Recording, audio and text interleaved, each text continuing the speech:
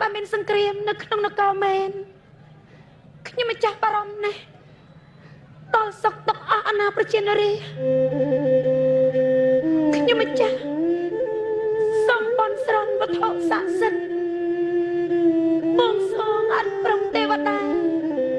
ជួយរក្សាខំក្រងរាជនគរឲ្យបានក្តីសុខណាស់ម្ចាស់បងចាស់សែនបារម្ភមករាជនគរធ្លាប់បានសុខធម្មមនោរម្យអស់បែងនៅនគរផ្សេងផ្សេងតែងស្ញប់ស្ញែង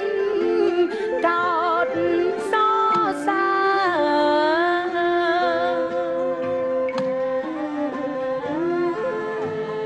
សូមកុំឲ្យមានសង្គ្រាមកាត់ឡើង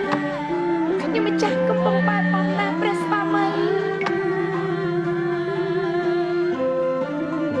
សូមអត់ប្រមា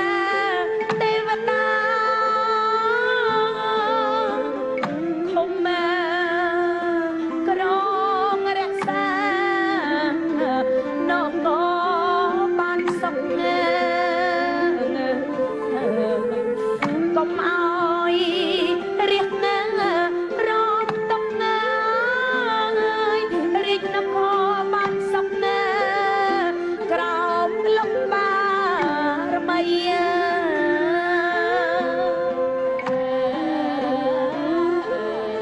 សវណ្ណមនិកា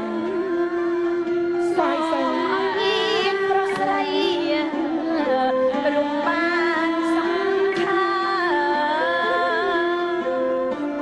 ក្នុងនាមបងគឺជាអង្គក្សត្របងត្រូវតែបូជាទោះបីជាប្រជជនរបស់បងយ៉ាងណាក្តីបងត្រូវតែថែរក្សាភាពស្ងប់ស្អាតដល់ទឹកដីបរិយានគរមិនឲ្យមានការកលយុគអ្វីជាដាច់ខាតព្រះបងព្រះស្វាមីបងបានដាក់រៀបបញ្ជាឲ្យលោកមេទ័ព